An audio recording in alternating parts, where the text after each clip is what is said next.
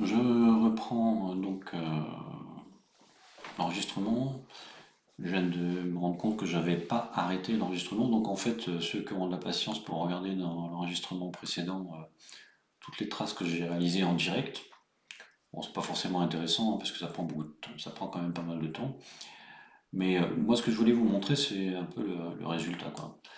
Donc, ces traces, elles sont faites effectivement. Donc, là, vous êtes en 15 minutes maintenant.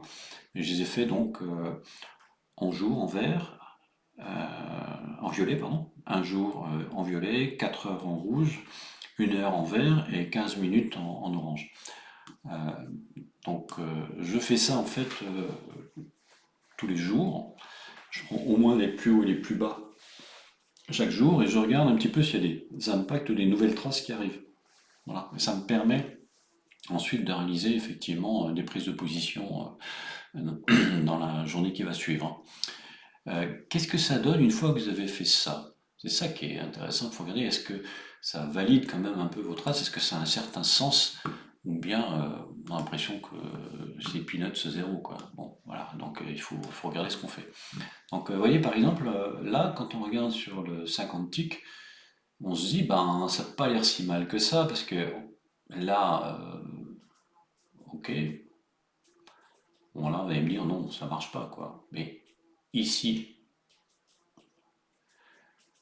toute cette zone-là, pendant effectivement quelques minutes, vous êtes dans une configuration de support. Ici, vous êtes en zone support. Ici, ah, ça passe à travers. Ça retraverse. Ok. Et puis là, support, support, support, support, support, support, support, support. Tout ça, c'est du support. Ok.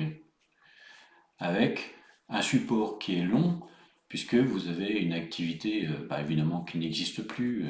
On est entre 20, après 22h30 dans la période qui est terminée. Donc c'est-à-dire qu'on voit bien que à partir de 22h ici, c'est une activité qui n'existe plus, hein, quasiment sur le plan de la codification du MS. Donc c'est assez logique qu'on ait une trace relativement plate avec peu d'échanges, donc une ligne droite. Donc ici, pareil. Alors on peut regarder des zones plus longues, par exemple sur du 1000K, 1000 ticks, pour voir est-ce qu'on a quelque chose d'intéressant. Et est-ce que ce qu'on a tracé peut paraître cohérent ou pas. C'est ça qui est intéressant, et c'est ça que vous devez regarder, c'est-à-dire est-ce que ce que je fais a un sens ou pas. Donc je regarde le 1000 ticks, ok. Là, il me manque peut-être quelque chose. Ici, c'est moins flagrant.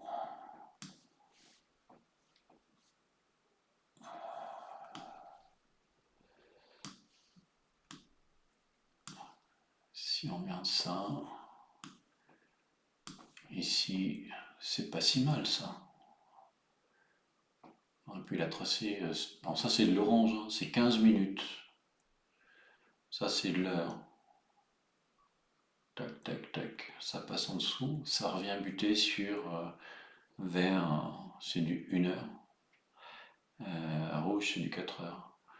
Donc ça, normalement, c'est plus solide. Mais vous voyez, le mode 1 heure là, il vient d'où le mode 1 heure? Il est loin, hein.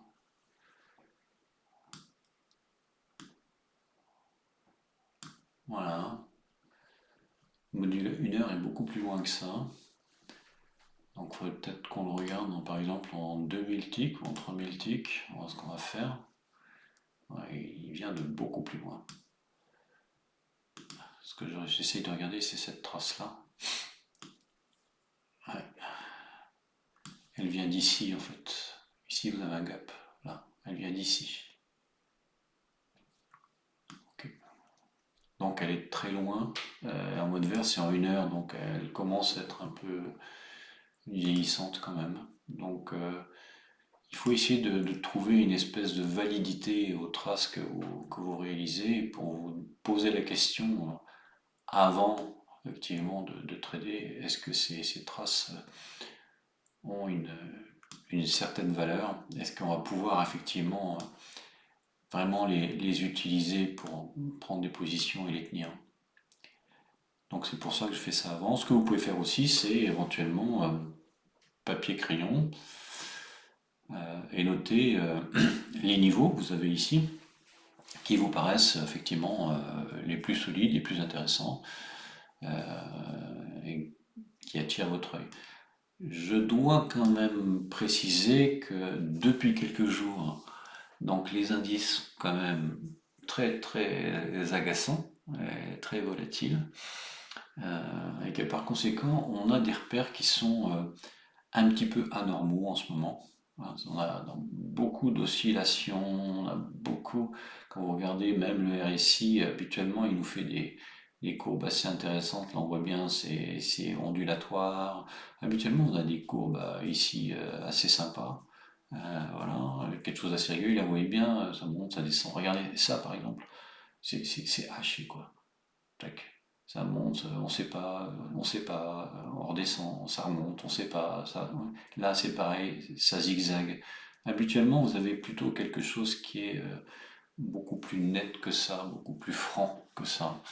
Et là, actuellement, on est dans une période un petit peu compliquée. Bon, voilà, je voulais vous montrer quand même un petit peu la façon de faire et de vous permettre de vérifier un petit peu ce que vous faites. C'est important d'avoir des supports et des résistances à votre disposition.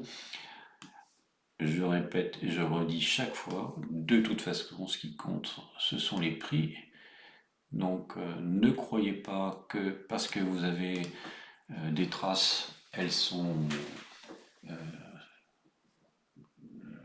parfaites. D'une part, vous devez en même temps que les cours arrivent faire des corrections. Vous devez prendre ce temps de correction. Et d'autre part, sachez que vos traces sont perfectibles et que c'est les prix qui sont les éléments, qui sont l'élément essentiel. Donc voilà. Dernière précision avant que je termine cette deuxième présentation, de vous dire que demain matin, évidemment, parce que les marchés vont ouvrir à minuit, et qu'à minuit je serai en train de dormir, demain matin, plutôt un lève-tôt, je viendrai voir qu'est-ce qui s'est passé et est-ce qu'il y a des nouvelles traces à réaliser entre 6 heures entre, on va dire, 3 heures, 4 heures du matin, ouverture des marchés asiatiques, et 6 heures, 7 heures du matin, période horaire à laquelle moi je commence à arriver sur les graphiques. Voilà. J'arrête ici, je vous mets tout ça à disposition, et puis n'hésitez pas, si vous avez des questions, des interrogations, vous posez des questions, on en reparle. Et donc j'essaierai de vous faire des prises de position demain en live et sur compte en direct, non pas sur compte de démonstration. C'est-à-dire que ça sera du live sur un compte réel. Voilà. À bientôt.